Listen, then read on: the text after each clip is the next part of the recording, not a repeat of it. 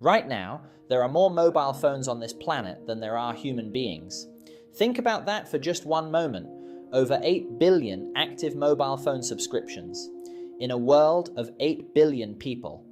The device you probably have in your pocket right now is more powerful than the computers that sent astronauts to the moon. But here is what almost nobody knows. The very first mobile phone call in history was made not by a tech billionaire, not by a government scientist, but by a man who wanted to humiliate his biggest competitor. He stepped onto a street in New York City, dialed a number, and made history, all out of spite. And that first phone? It weighed 1.1 kilograms. It was as long as a brick. It took 10 hours to charge. And after all that, it gave you just 30 minutes of talk time. Welcome to the beginning of the most transformative invention in human history. Welcome to Where It Began, the show where ordinary objects reveal extraordinary histories. Today we are diving deep into the origin story of the mobile phone. And I promise you, it is nothing like you were taught in school. In the next 12 minutes, you are going to discover things about this device that will completely change the way you look at it. You are going to learn about the one phone call that started it all, made in 1973 on a New York sidewalk by a man who was fueled by pure competitive rivalry. You are going to find out which country actually had mobile phone networks before America did, and the answer will surprise you completely. And you're going to hear the incredible story of how a simple children's toy concept from the 1940s accidentally inspired one of the most important technologies of the 20th century. The mobile phone did not appear overnight. It was built on decades of rivalry, failure, military secrets, and one genius engineer who refused to give up. This is the full story. To find the true beginning, we go to the 3rd of April, 1973. The location is 6th Avenue in Midtown Manhattan, New York City. A tall, confident engineer named Martin Cooper steps out of the Motorola offices, stands on the sidewalk, and pulls out a device the size of a shoe. It is called the Motorola Dynatak prototype. Cooper dials a number and waits. The phone on the other end rings in the offices of Bell Laboratories, Motorola's biggest rival. The man who picks up is Joel Engel, the head of Bell Lab's own mobile phone project. Cooper says simply, "Joel, I'm calling you from a cellular phone, a real, handheld, portable cellular phone." There is a long silence on the other end of the line. That call lasted just a few minutes, but it changed the world forever. The Dynatak prototype was not pretty or convenient by any standard. It weighed 1.1 kilograms, roughly the same as a full bottle of water. It measured 28 centimeters long. It had no screen, no display, no camera. It could do exactly one thing, make phone calls. And after 30 minutes of use, it needed 10 full hours of charging to work again. The team at Motorola had worked for 10 years to reach this moment.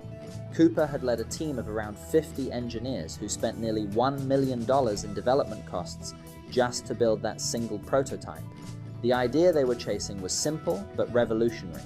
What if the telephone number belonged to a person, not to a place? Until that moment, telephones were tied to buildings, to desks, to walls. Cooper's dream was to untether the human voice from every fixed location on Earth. On that April morning in 1973, he proved it was possible. Here is the part of the story that American history books almost always leave out. While Motorola was still perfecting the Dynatak for commercial sale, the Nordic countries of Europe launched the world's very first public cellular network in 1981, 2 full years before the first commercial mobile phone went on sale in America. This network was called the Nordic Mobile Telephone System, and it covered Sweden, Norway, Denmark, and Finland simultaneously. Ordinary citizens in Stockholm and Oslo were making mobile phone calls in 1981 while Americans were still waiting. America finally entered the commercial mobile market in 1983 when the Motorola Dynatak 8000X went on sale to the public. The price? $3,995, which is roughly $12,000 in today's money. Only the wealthiest business people and executives could afford one. Early adopters were mostly Wall Street traders, corporate lawyers, and real estate developers, people whose time was so valuable that paying $12,000 for the ability to make a phone call from anywhere made perfect business. From America, the technology spread rapidly to Japan and the United Kingdom through the mid-1980s. Japan became particularly important in the mobile revolution.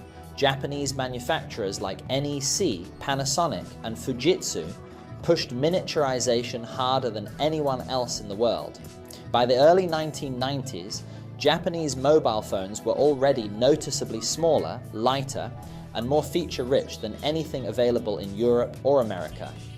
The race to make phones smaller, cheaper, and smarter had officially begun, and it would accelerate faster than anyone predicted. Turning point 1, SMS changes everything, 1992.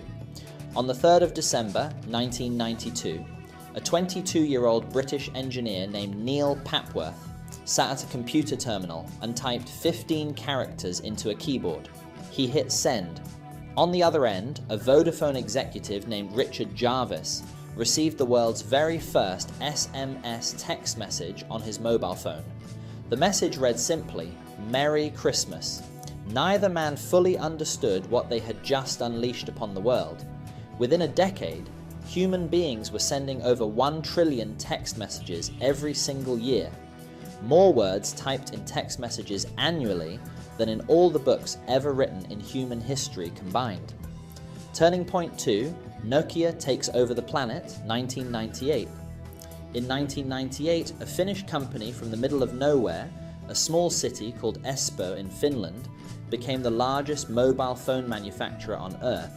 Nokia had started as a rubber boot and paper company in 1865, but by the late 1990s, Nokia was producing phones so reliable, so affordable, and so beautifully simple that they dominated every market on Earth.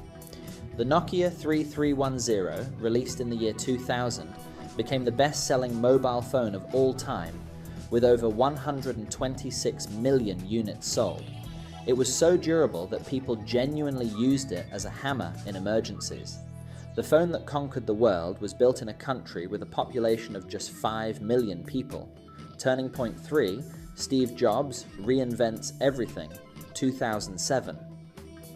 On the 9th of January 2007, Steve Jobs walked onto a stage in San Francisco and said, "Every once in a while, a revolutionary product comes along that changes everything." He was not exaggerating. The first iPhone had no physical keyboard, it had no stylus. It was almost entirely a sheet of glass. Every expert in the mobile industry said it would fail. Nokia's CEO publicly laughed at it. Within 3 years, Apple had sold over 73 million iPhones.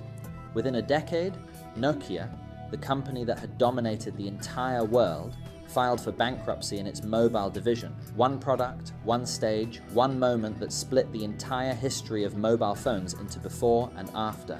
Fact 1.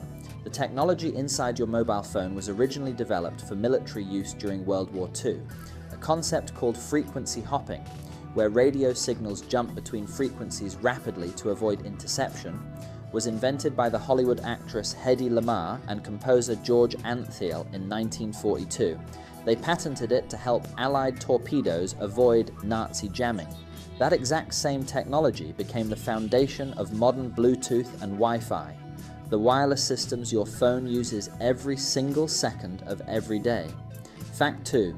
More people on Earth have access to a mobile phone than have access to a toilet. According to United Nations data, 6 billion people have mobile phone access, while only 4.5 billion have access to proper sanitation. This is not a statement about priorities. It is a statement about how extraordinarily fast mobile technology spread to even the most remote corners of the world, outpacing infrastructure that took centuries to build. Fact 3. The first camera phone was not made by Apple, Samsung, or Nokia. It was made by a French entrepreneur named Philippe Kahn in 1997. He was sitting in a hospital waiting room while his wife was in labor, and he spontaneously wired his mobile phone to a digital camera using alligator clips and duct tape. He sent the first ever photograph taken on a phone to 2,000 people on his contact list, a picture of his newborn daughter. That improvised hack in a hospital corridor created an industry now worth hundreds of billions of dollars. Fact 4. The average person touches their phone 2,600 times every single day. That means, in a lifetime, the average person will spend over 11 years of their life, awake, conscious, productive years, just touching and staring at a mobile screen. The most addictive substance in human history is not alcohol, not tobacco, not sugar. It is a rectangle of glass and aluminium that fits inside your pocket. Today, the global smartphone market is worth over $500 billion annually. In the year 2023 alone, nearly 1.2 billion smartphones were shipped worldwide. The phone in your hand right now contains more computing power than all of NASA's combined computing systems at the time of the Apollo moon landing in 1969. It has a camera that outperforms professional studio cameras from just 15 years ago. It connects to satellites, processes artificial intelligence, translates languages in real time, and fits inside a shirt pocket.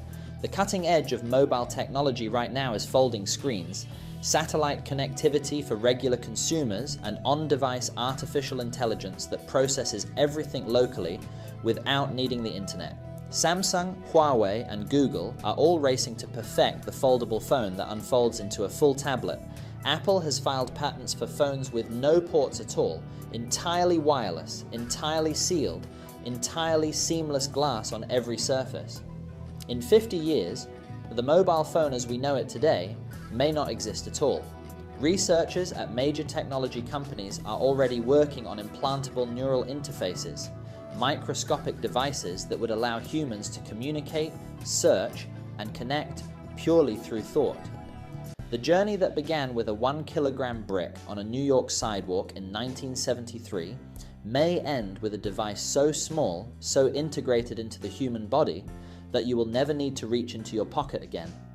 From a spiteful phone call on a Manhattan sidewalk, to a Finnish company conquering the world, to a glass rectangle that made every expert look foolish, the mobile phone has traveled the most extraordinary 50-year journey in the history of human technology.